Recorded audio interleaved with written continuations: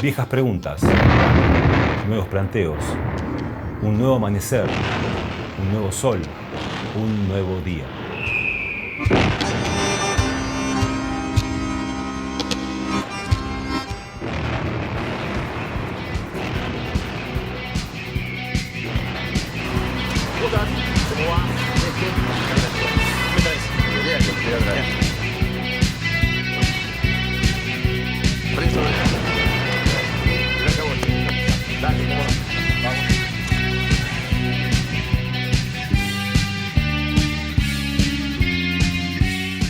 A punto de cumplir 70 años, se puede decir que Miguel del Pla ha sido consecuente con el compromiso político que asumió siendo adolescente. Eso seguramente que le valió atravesar momentos personales muy duros, pero a la vez otros de mucha satisfacción, sobre todo desde el punto de vista de los logros alcanzados a partir de su dedicación plena a la organización política que representa.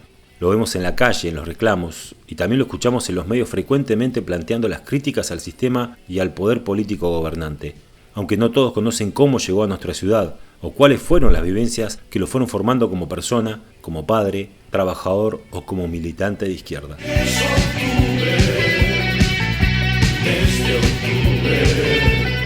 Bueno, yo nací en la capital federal, en un hospital que está ahí frente a Parque Centenario, que paradójicamente es el mismo hospital donde falleció mi viejo, muchos años después.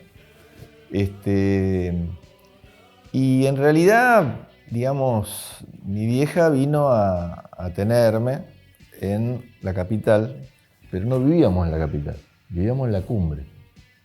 Ellos cuando organizaron su matrimonio, digamos, un par de años antes, un año antes de que yo naciera, se habían ido a vivir a la cumbre. Cuando la cumbre era un pueblito, te imaginás, en Córdoba, muy chiquitito. Y bueno, trabajaba mi viejo en obras, mi viejo era constructor. Se había recibido de grande de técnico constructor y laburaba de eso y hacía obras, hacía casas, se dedicaba a la construcción. Y se estaban haciendo su casa ya en la cumbre en Córdoba. Entonces, como no había mucha atención médica y bueno, estaba la posibilidad de que mi abuela en ese caso colaborara con el parto y con todo. Mi vieja tenía 26 años en ese momento y era primeriza. Se vino a Buenos Aires y bueno, aprovechamos, nací ahí en el hospital y la abuela lo ayudó, estuvieron un tiempo. Después fuimos de vuelta a Córdoba y estuve unos años viviendo en Córdoba.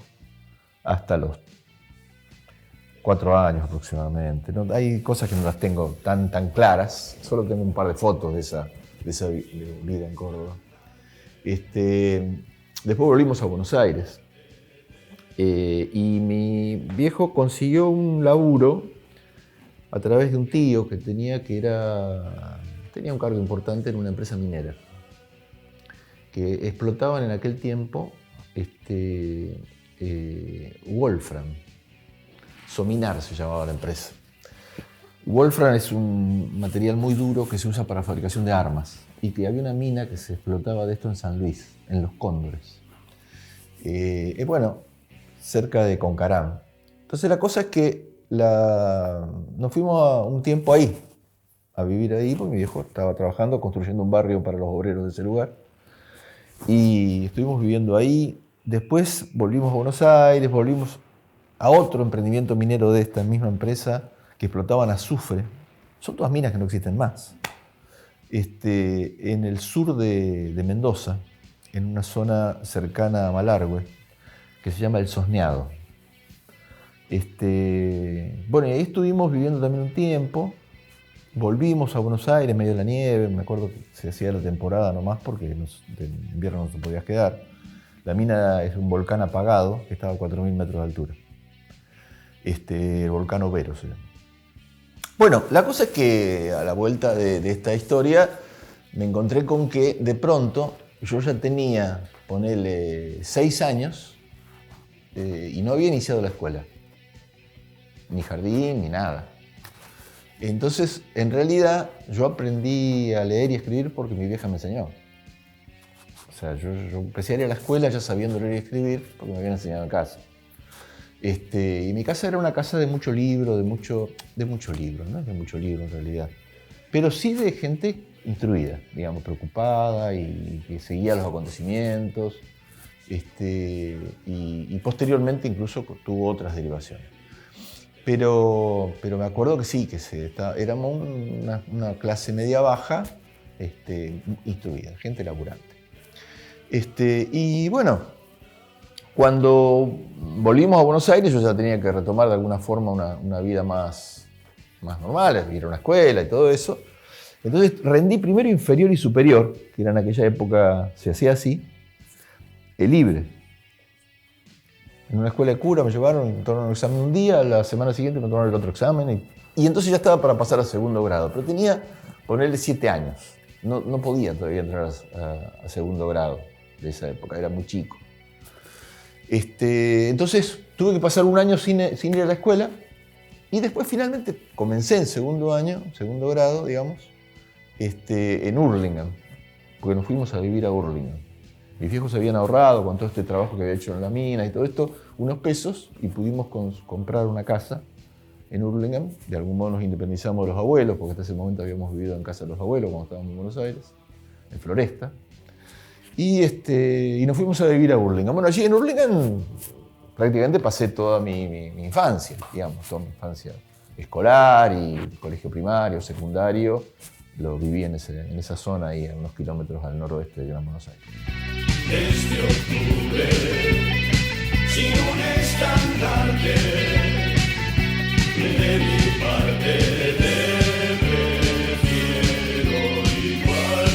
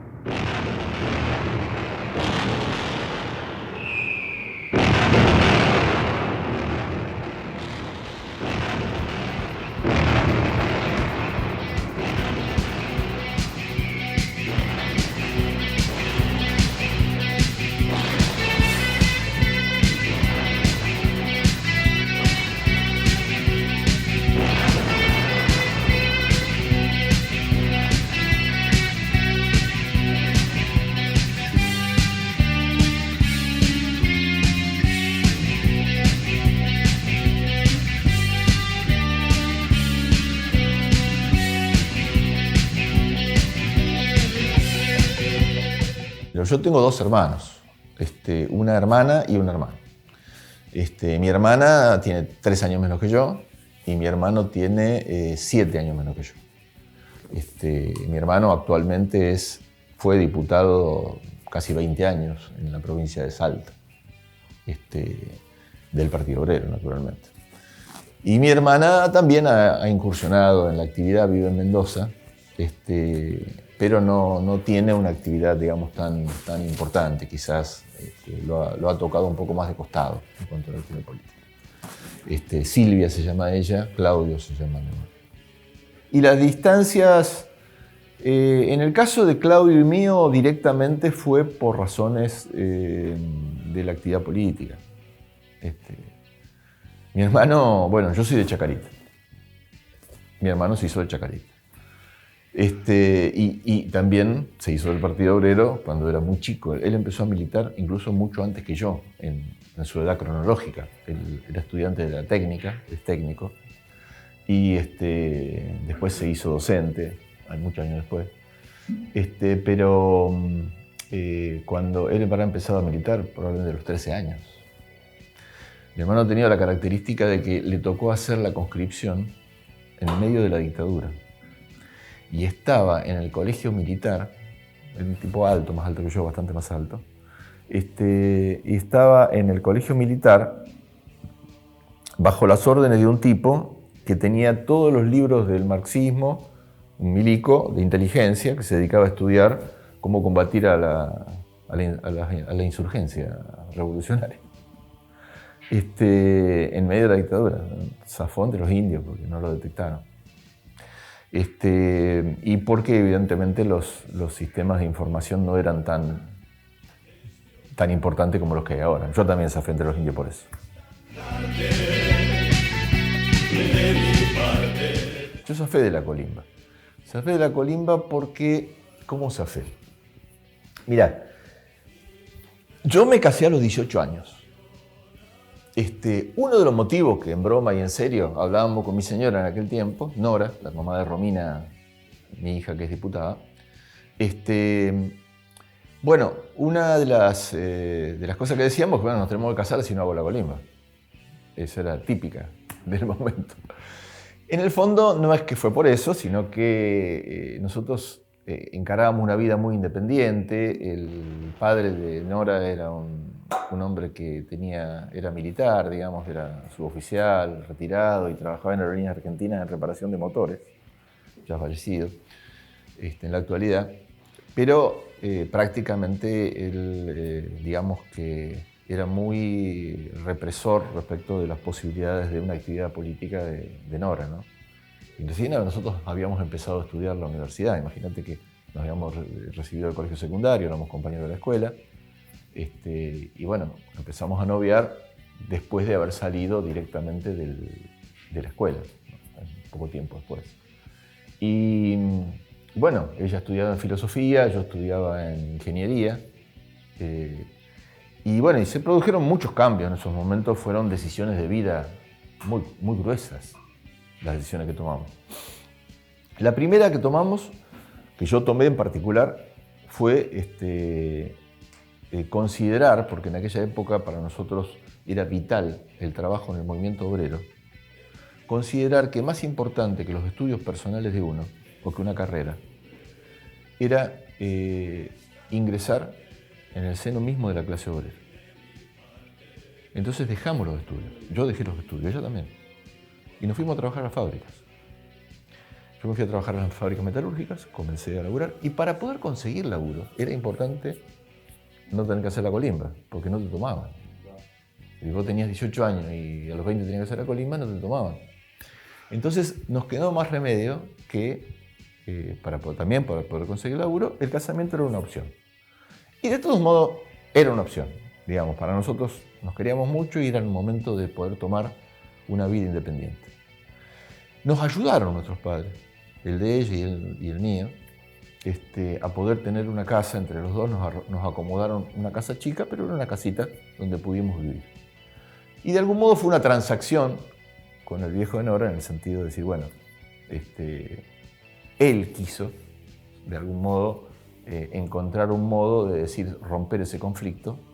Y entonces dice, bueno, los ayudo y chao, hagan su vida. Y así fue, hicimos nuestra vida. Y bueno, yo conseguí trabajo metalúrgico y durante muchísimos años fui metalúrgico. Te estoy hablando que empecé a los 18 años y hasta los 31 años, 30 años que vine a vivir acá era metalúrgico.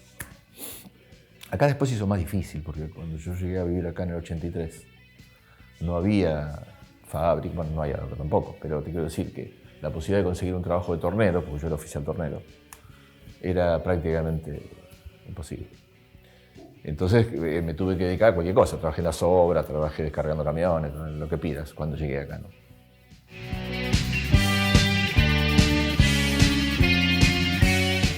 Vine acá a los 30 años, exactamente. 30 años.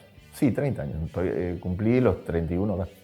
Yo vine en particular con un grupo de compañeros a legalizar el partido en Santa Cruz. Porque habíamos militado en lo que era política obrera, antes de la dictadura militar. Yo soy de la generación del Cordobazo. El Cordobazo nos marcó a todos. 1969, imagínate. Empecé para esa época de la lucha. En nuestro colegio secundario hicimos, en aquel momento, un paro en apoyo, en repudio a la represión que había en Córdoba el 30 de mayo, cuando las tropas recuperaron la ciudad de manos de los trabajadores que la habían ocupado el día anterior.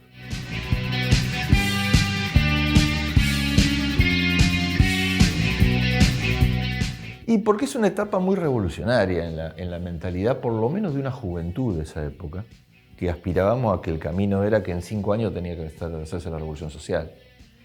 Y éramos un poco ingenuos en ese sentido. La cosa era más compleja, lo demostró la vida misma, lo demostró. Pero los principios con los cuales nos lanzamos a luchar eran los principios más transformadores, más genuinos, más honestos que pueden existir. Los más honestos de todos. No había el menor interés personal y todo lo personal se dejaba a un costado en función de una lucha por una causa de redención de una sociedad injusta como la que todavía seguimos viviendo. Y ni que te cuento cómo estamos en la crisis que estamos pasando ahora en Argentina, a dónde vamos, ¿no?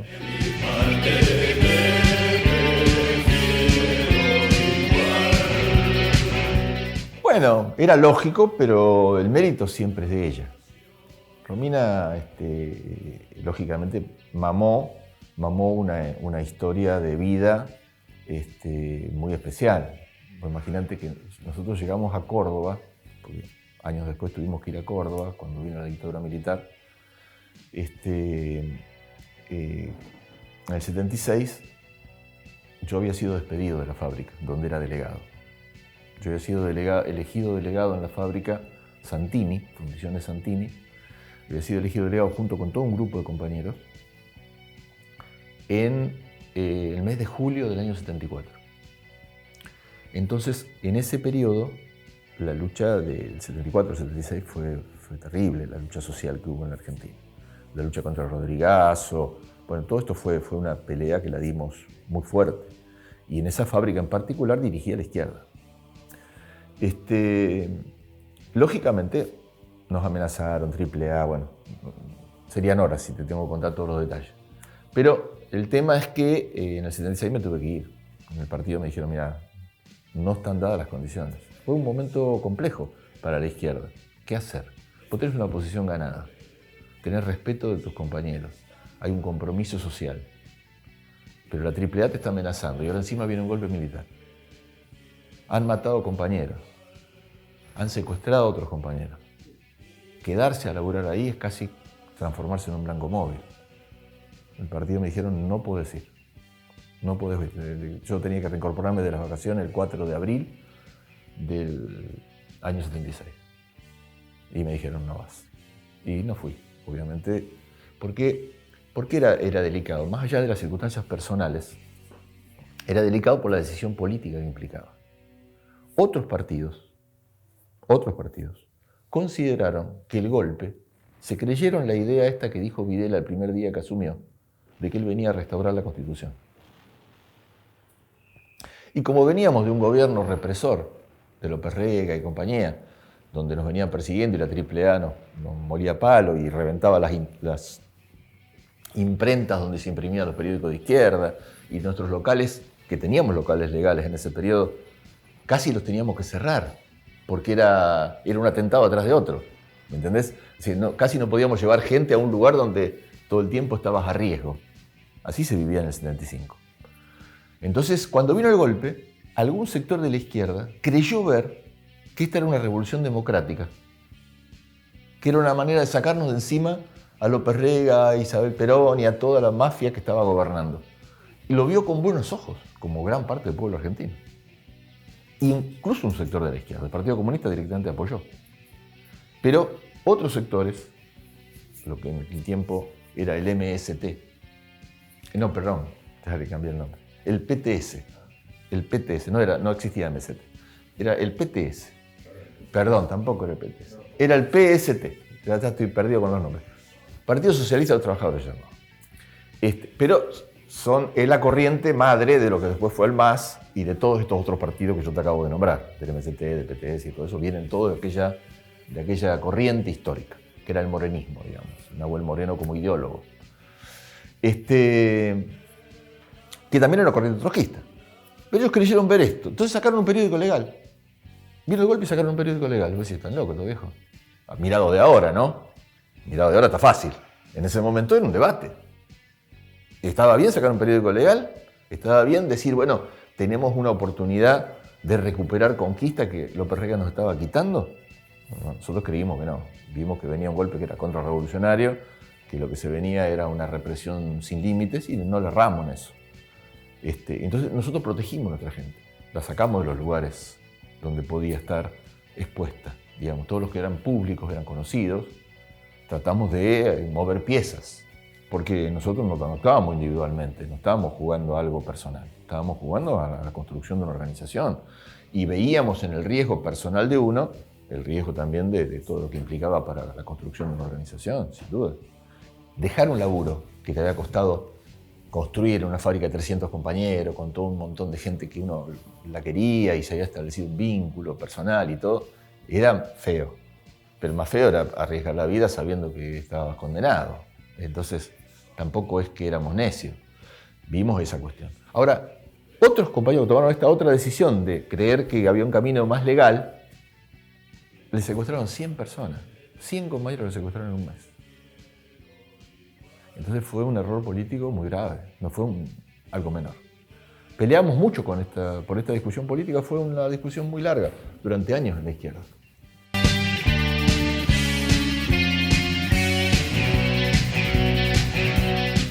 Sí, bueno, Córdoba no había sido mi hogar nunca, digamos, salvo ese periodo muy cortito, ¿no es cierto? Entonces, ¿qué pasa? Me hablaron en el partido, nos dicen, miren, ustedes están bastante organizados, que esto que el otro, pueden llegar a conseguir un laburo en Córdoba, tenemos que sacar a la gente que está en Córdoba porque es demasiado conocida, Córdoba era una ciudad más chica en ese momento, prácticamente no había forma de esconderse en esa ciudad, entonces había que sacar a la gente más conocida de Córdoba. Entonces nos mandaron de algún modo a decir, bueno, vamos ahí a colaborar, a sostener una organización clandestina con gente que no sea tan ubicable, digamos, ¿me entendés? Entonces, claro, yo laburaba en fábrica, tenía oficio, más o menos tenía algo de oficio, entonces me fui a buscar laburo. Y llegamos el 30 de mayo yo llegué personalmente el 30 de mayo de 1976, ¿se acuerdan? O sea, 2 meses después del golpe. No te puedo explicar, lo controlé en todos los puentes, era una cosa increíble. Pero llegaba con una emoción tremenda. Porque, ¿qué pasa? Si yo soy de la generación de Cordobazo, cuando yo llegaba en el tren, porque viajé en el tren en aquel tiempo, había tren, no como ahora que es un desastre, ¿no? Pero en aquel tiempo el tren era una cosa, digamos, aceptable. Yo llegaba en el tren y al ingreso de Córdoba están las fábricas, todas las fábricas de Ferreira, las plantas de Fiat y todo lo demás. Entonces yo pasé por la puerta de Grandes Motores Diesel y lloré de emoción. Porque digo, bueno, acá se desarrollaron los acontecimientos del Cordobazo. Yo sabía la historia que tenía eso. No había presenciado personalmente nunca, pues nunca había viajado a Córdoba en ese periodo. Pero era algo muy emotivo saber de que estabas metiéndote en un lugar que tenía esa historia tan vibrante para nosotros. Bueno, llegamos ahí, llegué, conseguí laburo en una semana. Viste que no había laburo, todos se quejan, bueno, ya me arreglé para que conseguí un laburo. ¿Haciendo qué? El primer laburo en Córdoba fue trabajar en un aserradero, que no era un aserradero en realidad, en una fábrica de cajones de fruta. Que consistía en esto. A la mañana salías con una motosierra a algún terreno que le habían otorgado al dueño para que vaya a cortar un árbol, íbamos, cortábamos el árbol, lo trozábamos, lo cargábamos en un camión, lo traíamos a la fábrica y a la noche ya se tenían los cajones hechos. O sea, que chorreaban agua de un árbol recién muerto, digamos. Bueno, ahí laburé 15 a 20 días, ponele, y salió un aviso de un taller metalúrgico. Allí fui, me probaron, les gustó, y quedé ahí adentro. Y ese taller fue interesante porque uno dice, bueno, la dictadura, que... Sí, dictadura lo que quieras. Nosotros hasta llegamos a hacer casi un paro en ese taller, éramos 20, con dictadura y todo. O sea, la vida continuó bajo la dictadura. No es que no latía el corazón de la gente o no había reclamo. Siguió habiendo reclamo, de diversas características. Lógicamente no podían tener la dimensión de un momento libre, pero nosotros militábamos como siempre y con mucho cuidado, con todas las precauciones. Si donde vos le vas a hablar al patrón para que te dé un aumento de sueldo, era porque sos de izquierda o estás en algún tipo de organización, naturalmente. Pero de a poco fuimos tejiendo y varios compañeros que estaban trabajando en ese taller conmigo también se acercaron a la organización, participaron de alguna actividad. Es decir, te quiero decir que nosotros, por ejemplo, como partido, crecimos en la dictadura. Salimos de la dictadura con más gente de lo que habíamos entrado. Quiere decir que la militancia clandestina también da su fruto. aunque tiene otros ritmos, otras formas, otros códigos, por decirlo así. Por decirte algo, nosotros, viste que nos caracterizamos por estar en la calle vendiendo el diario nuestro. ¿Cómo hacíamos la dictadura? Era muy complicado. El diario no deja salir nunca. Lógicamente, en la primera etapa de la dictadura tuvimos que sacarlo una vez por mes. Entonces no podía salir toda la semana. Pero después, no. Después ya empezamos a sacarlo cada 15 días. Y había un laburo más cotidiano. ¿Y cómo hacíamos? Bueno, lo camuflábamos, el diario. El diario nos llegaba camuflado dentro de envoltorios que simulaban otra cosa. Y, por ejemplo, para llevar un periódico a un lugar, a la casa de un amigo a la cual le íbamos a entregar el periódico, una de las formas de camuflarlo, que te digo, un termo grande de 1 litro, en realidad tenía un vaso de medio litro y me dejaba un espacio ahí abajo para colocar, me entraba justo un diario, dobladito, cerradito, tipo de mate, todo lo demás, partía para evitar, si te paraban en la calle, que se viera o que se sospechara que podía haber algo allí. Y como esas, 1000 otras formas que encontramos, siempre uno le encuentra la vuelta para poder disimular esa cuestión. Lógico, era poco, ¿no? Uno no podía de esa manera llegar a 100 personas, porque naturalmente tenías que llegar en grupos chicos, todo esto era así. Pero fue una época que yo recuerdo con mucho, ¿cómo te diría? Con mucha vivencia de alegría, no una vivencia de que estamos todos torturados, sino como que era un momento que, bueno, las condiciones eran esas, uno sabía cómo eran, se adaptaba a esa situación y la vida continuaba. Mirá, de persecución no tuve, lo que tuve es que en el año 82, donde nosotros ya estábamos ensayando, porque la dictadura estaba en una crisis terrible, y estábamos ensayando actividades semilegales. Habíamos hecho algunas actividades semilegales en tiempos del estallido en Polonia, de Lech Walesa y todo lo que fue el movimiento de una revolución política en un primer momento en Polonia, en principios de la década del 80. Y bueno, en ese juego de tratar de encontrar, hubo riesgos, obvio, y hubo detenciones. Y en un momento dado, tirando un volante, porque no lo repartíamos, sino que los tirábamos a la puerta de la fábrica, tirando un volante a la puerta de una fábrica, me detuvieron. Eso fue inmediatamente después de terminar la Guerra de Malvinas. Porque justamente el volante que estábamos repartiendo era un volante que denunciaba que el Papa había venido a la Argentina a hacer, digamos, tragable la paz, la derrota, en realidad. El Papa venía a domesticar, a que el pueblo se quede tranquilo y acepte la derrota militar, digamos. Y denunciábamos eso en el volante, explicando que era una maniobra política de alto vuelo. ¿Qué te puedo contar? Estuvieron una semana torturándome y 15 días, 20 días curándome para no largarme tan mal. Y bueno, hubo una manifestación de las Madres de Plaza de Mayo reclamando por mi aparición, porque los primeros días no se daba cuenta de que estuviera detenido. Y bueno, eso me salvó la vida también. Es decir, entre lo que el partido hizo para mover y sus vínculos con los movimientos de derechos humanos. Indudablemente, imagínate que por más diferencias políticas que uno pueda tener con las madres, con Eve o con quien sea, saber que esa gente te ayudó a salvar el pellejo no es poca cosa. Estamos hablando de... Los valoramos inmensamente.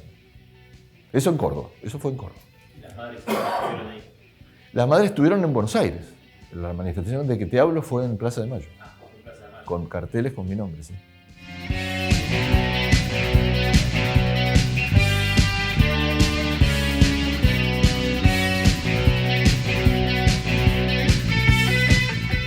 A ver, tendría que recuperar un poquito lo que fue mi vida acá, en Gallego, para poder llegar a esto que vos me decís de cómo de algún modo promovimos en la década del 80 el debate sobre los derechos humanos cuando acá no se discutía ese problema nunca. Yo, digamos, cuando vine y legalizamos el partido en el 83, se me planteaba el problema siguiente. Yo tenía a mi hija, estaba separado hace poco tiempo, tenía a mi hija que tenía 10 años, vivía en Buenos Aires. Era complejo el tema, decir, yo quedarme a vivir acá, ¿cómo iba a ser? Porque nos había ido muy bien. Yo no vine acá con la idea de quedarme, pero no fue tan bien que yo quedé prendado del lugar y de los vínculos que hicimos rápidamente. Además me enamoré encima. Entonces, bueno, decidí quedarme y establecí un pacto con el partido. En aquel tiempo, los partidos políticos que nos habíamos logrado legalizar, teníamos pases para viajar en avión. Entonces, habíamos establecido un mecanismo por el cual una vez por mes yo iba a alguna reunión en Buenos Aires y podía utilizar el pase para ir a ver a mi hija y establecer por lo menos un vínculo mensual o una cosa así de poder pasar un fin de semana con ella. Y bueno, sobre esa base me quedé. Y bueno, y establecí una pareja de la cual nació mi segundo hijo en el año 85. Y para ese periodo del 84 al 85 tomamos vínculo con esto que vos decís del movimiento de derechos humanos. Acá había una asamblea de derechos humanos, la asamblea permanente, que generalmente era de Alfonsín, digamos, de todo el grupo de la cosa del alfonsinismo de ese periodo, que gobernaba Alfonsín a nivel nacional, obviamente, era el presidente. Pero, bueno, había una cantidad de sectores allí que militaban en esa asamblea permanente, que era uno de los movimientos dentro de la cosa más conservadores en el país. Estaba muy a la derecha de la Madre de Plaza de Mayo, que era mucho más combativa, digamos, por decir, en las diferencias que había políticas entre los distintos movimientos. Pero acá lo único que había era la asamblea, así que fuimos a la asamblea. Y estuvimos participando allí, debates, idas, vueltas. En aquel tiempo ganamos a Ana Redona, que participó con nosotros en el partido durante muchos años. Estuvo Carlos Ladera, estuvo también Milagros militando en una época en política con nosotros, cuando formamos el Frente Unidad Trabajadora, en la década del 90. Pero bueno, comenzamos a desenvolver una tarea juntos muy interesante, de una lucha política muy fuerte.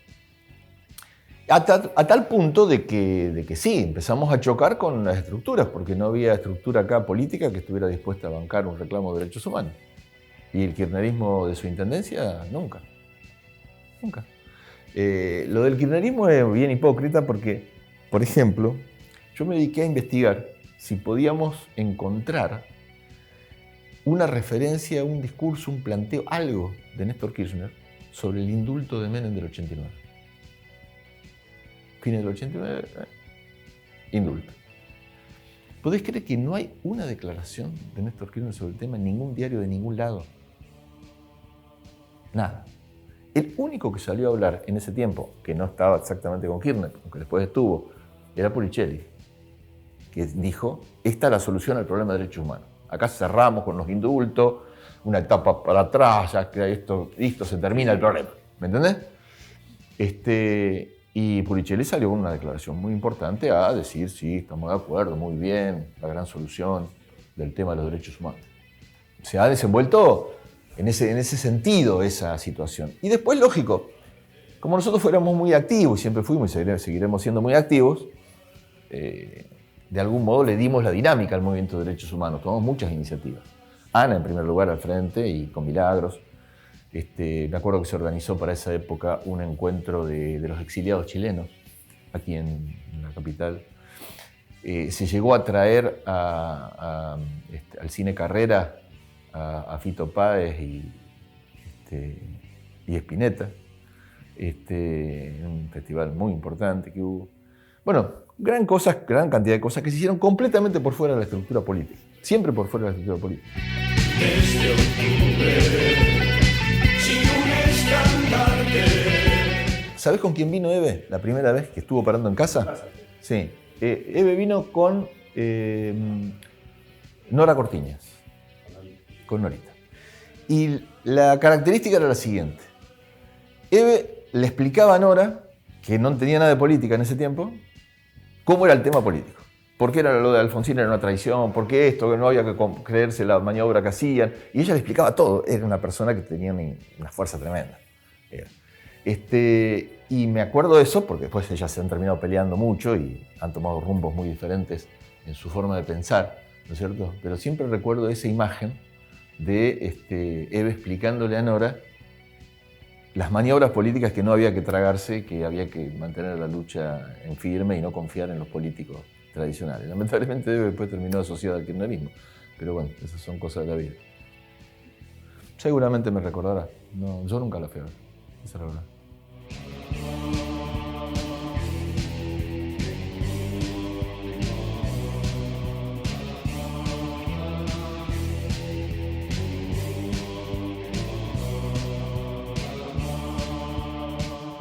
Lo que dominaba esa época era la ilusión democrática. Para darte un dato, nosotros íbamos a afiliar y la gente se afiliaba porque pensaba que afiliarse era la manera de participar en las elecciones. No me digas que no es espectacular. Totalmente, no sabían de qué se trataba. Entonces, ¿qué ocurre? Que, bueno, había una ilusión, era una ilusión inmensa. En ese tiempo, nosotros, mirá, en 2 semanas afiliamos 100 personas en Puerto Santa Cruz.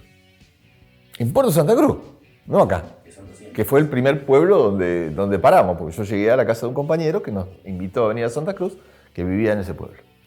Trabajaba en el puerto. Bueno, y estuvimos, imposible, te quiero decir. El peronismo tenía 150 afiliados. ¿Cómo hice yo para juntar 100? Y porque era ese, fue el momento, el lugar exacto. Caímos en el momento que la gente quería afiliarse y quería participar y tenía la ilusión de que realmente ahora sí la cosa iba a cambiar. Se había sufrido mucho igual la dictadura, ¿eh? Por más que se diga que no y todo lo demás, que no pasó nada, acá macanas. Siempre fue una cosa opresiva para todo el mundo. Y esa ilusión democrática era lo que dominaba ese 83, sin duda. ¿Y eso también acá allí? También acá, especialmente. Sí, sí. Y bueno, eso también, claro, creó... A ver, yo no me creía nada de la ilusión democrática. Yo sabía que la democracia venía para estabilizar un sistema que pudiera perpetuar la opresión y asegurar el pago de la deuda externa. Punto. No tenía la menor ilusión que esto fuera un cambio positivo para el pueblo. Pero hasta cierto punto, el ambiente te influía.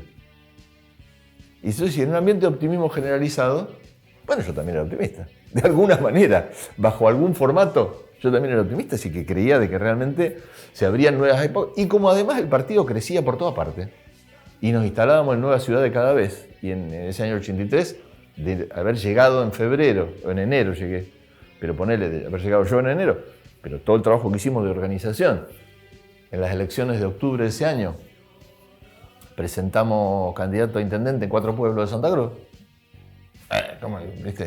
Era impresionante. Estábamos más contentos que chicos con juguete nuevo. Bueno, entonces estaba todo muy a flor de piel. Fue una cosa muy, muy linda la que vivimos en ese periodo. Bueno, pero empecé a ejercer la docencia en el año 89, 6 años después, y como preceptor. Mirá, así como yo había tomado la decisión de dejar de estudiar para irme a la fábrica, acá tuve que hacer la decisión al revés. Porque mira lo que me pasó. Hicimos una cosa muy linda nosotros en el año 85, acá. Nosotros ganamos la UOCRA para una conducción de izquierda. Ya nadie ni se acuerda de eso. Pero Eduardo Di Pierro, el DIPI, fue secretario general de la UOCRA. La lista, la organización, la agrupación que formamos para que él llegue ahí, la organicé yo. Y nos juntamos con él, que era de otro partido, porque en ese tiempo era del MAS, yo era del Partido Obrero, y hicimos un frente, armamos una agrupación muy amplia, con mayoría de compañeros chilenos, que todavía estaban los chilenos que habían sido corridos de Chile en la época de la dictadura, de allá. Y entonces había mucha gente que tenía algún nivel de formación de izquierda, con los cuales nos reuníamos. Recuerdo que las primeras reuniones de esa agrupación se hicieron en La Peña, ahí en la calle Jofre Loaiza, en lo que era La Peña, no sé si recordás el lugar. Bueno, claro, exactamente, a media cuadra de Libertad. Bueno, ¿y qué pasa? Hicimos una agrupación, recorrimos las obras, repartíamos volantes, hablábamos con la gente. Yo trabajaba en obras en ese tiempo, estuve 2 años trabajando en obras. Bueno, y ganamos la conducción del gremio. Había elecciones, nos organizamos, la peleamos y la ganamos. Lista naranja, conducción de la UOCRA. Al año, no llegó un año y pico, le mandaron un interventor de Buenos Aires. Lógicamente no toleraron que hubiera una conducción de izquierda en la Unión Obrera de la Construcción, de zona sur, de acá de Gallegos. Pero tuvimos ahí un año y medio defendiendo esa... Incluso cuando mandaron la intervención, no entregamos el local. Estuvimos 6 meses defendiendo el local con la luz cortada, sin gas, calefaccionándonos con leña, porque claro, no teníamos un mango. Porque no queríamos entregar el local a una porquería como era la intervención de Bellucci en el tiempo, que era el interventor que habían designado de Buenos Aires. Bueno, finalmente lo tuvimos que entregar porque no podíamos quedarnos a vivir ahí tampoco, era imposible. No teníamos un movimiento que pudiera canalizar suficientemente la cosa como para poder defender eso hasta el final. Pero fue una experiencia inolvidable. Entonces, todas las obras, hasta en el 87 trabajé en las obras. Incluso trabajé, por ejemplo, acá enfrente en la obra del Hotel Costa, lo que fue el Hotel Costa Río después. Bueno, en el esqueleto de esa obra yo laburé casi un año. Y digamos, ya ahí estabas pensando en esto de la docencia. Lógico, ahí me di cuenta de algo que yo decía, yo quiero militar, quiero construir, exponer ideas, para eso hay que escribir, hay que leer, hay que hacer cosas. Y hay que tener tiempo. Si yo trabajo de las 7 de la mañana a las 7 de la tarde en la obra, para poder subsistir, porque era mi realidad en ese momento, con mi matrimonio teníamos que subsistir y bueno, tenía a mi hijo chiquito, no había forma de zafar. No tengo tiempo para más nada. Llego reventado a mi casa y no puedo hacer política de algo. Yo nunca tuve un sueldo del partido, jamás en mi vida. Toda la vida, al contrario, laburé y pusimos guita para sostener el partido, como hace cualquier partido obrero, que siempre se sostiene sobre la base del aporte de sus propios activistas y de la gente que colabora, que simpatiza con sus ideas. Entonces en ese momento dije, no, tengo que buscar la vuelta, tengo que estudiar, tengo que hacer otra cosa. Y bueno, empecé a estudiar de noche en el IUSC, la carrera de profesorado de historia. 1987, yo tenía 34 años. Bueno, comencé ahí, empecé a estudiar, un tiempo trabajaba en la obra y después conseguimos un trabajo, que me ayudó Carlos Laer en eso. Conseguimos un trabajo para vender planes de ahorro. Era la época de esta década del 80, tanta inflación que había, y se vendían planes. Vos comprabas un televisor en color, que era la gran novedad, el televisor en color de la época, y las videocaseteras, digamos, y todo otro artículo del hogar lo comprabas en cuota, en 12 cuotas, en 36 cuotas, cuotas ajustables por inflación, como los autos. El mecanismo ese de los autos, bueno, el mismo mecanismo. Entonces, Casa Méndez administraba planes de ese tipo, propios y de las casas matrices, digamos. Casa Méndez no existe más, pero en el tiempo estaba ahí en Rawson y en la esquina, ¿no es cierto? Rawson y lo que era Roca. Bueno, entonces conseguí ese laburo. ¿Y en qué consistía mi laburo? Yo iba a vender a Río Turbio. De paso, por supuesto, atendía políticamente el laburo de allá. Pero iba una semana a Río Turbio, vendía, las otras 3 semanas estaba acá, estudiaba y hacía mi actividad.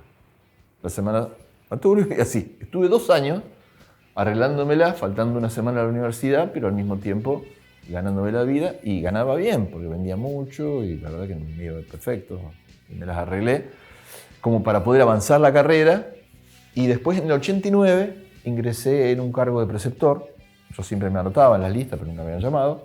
Me llamaron y bueno, pude ingresar como preceptor y a partir de ahí ya no dejé nunca la docencia hasta mi jubilación, muchos años después.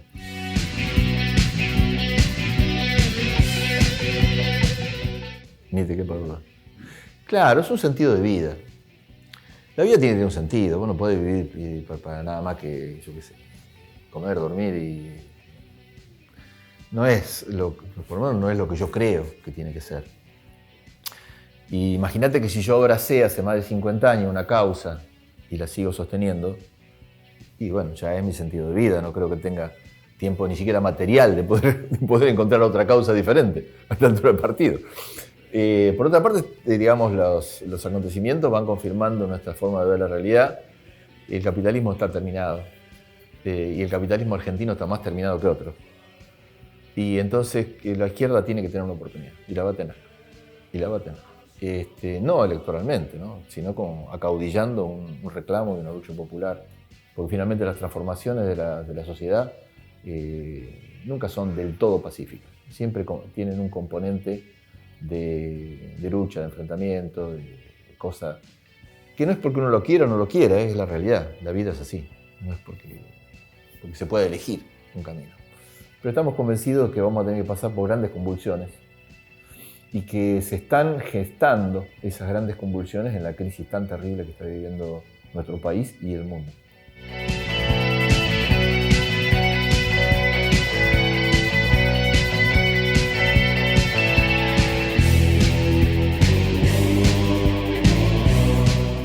Mirá, yo creo que sí. Yo en ese sentido no tengo dudas. Sí creo que, bueno, trato de buscar momentos para también tener algunos espacios para uno. Eso es lógico y es natural y debe ser así, es imposible no intentarlo. Tengo cosas pendientes en ese sentido que no encuentro la manera de resolverlas todavía. Quisiera escribir una historia del Partido Obrero de Santa Cruz. Lo tengo pendiente, es un problema importante, porque hay muchas cosas que ni se conocen, que no. Y hay una historia muy rica de una lucha social que, no porque el Partido Obrero sea algo en particular como Partido Obrero, sino porque en la intervención que tuvo el Partido Obrero se ve todo el proceso vivo que ha tenido la sociedad santacruceña en estos años, y de la cual somos parte, y somos parte orgullosamente. Así que, en ese sentido, bien. Pero tengo muchas cosas pendientes. Siempre pienso, bueno, en algún momento podría aflojar un poco con la actividad y me puedo dedicar a pensar, a escribir, a buscar documentación. Tengo un archivo muy grande. Pero todavía no lo encuentro. Me consume, la lucha cotidiana me consume mucho más de lo que yo quisiera. En ese plano sí te acepto que hay cosas que no estoy tan conforme. Quisiera poder hacer otras cosas más.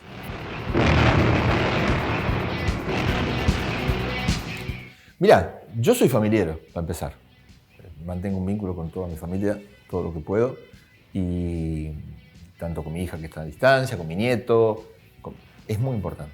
Para mí es muy importante, más allá de que socialmente la estructura familiar, yo reconozco que es una construcción social y que está pensada como una parte del sistema de dominación. Y ahí está el machismo y un montón de otras cosas. Pero, dejando un poquito de lado eso en lo afectivo y demás, no me concibo solo. Siempre me concibo conviviendo.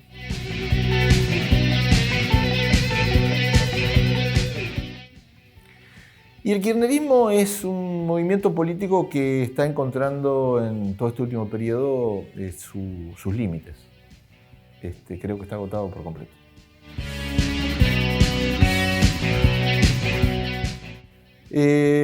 Bueno, es una ciudad que cuando yo llegué, lo primero que vi fueron los árboles torcidos por el viento en la plaza.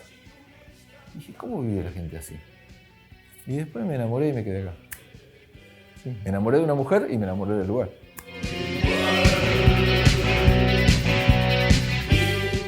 Bueno, es mi país.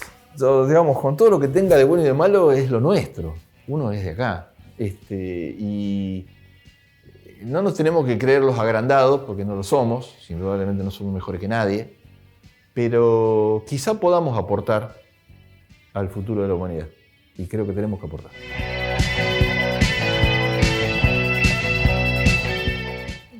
Bueno, un luchador de toda la vida.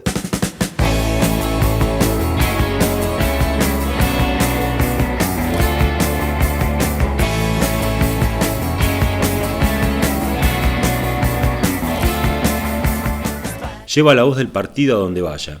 Es su vida, su razón de existir y seguramente su pasión. Es a lo que se dedica y el compromiso que asumió para siempre. No hay mucho para agregar. Ahí va Miguel, prensa obrera en mano, llegando y ganando terreno como una voz intrusiva a quien amanezca con dudas sobre el sistema.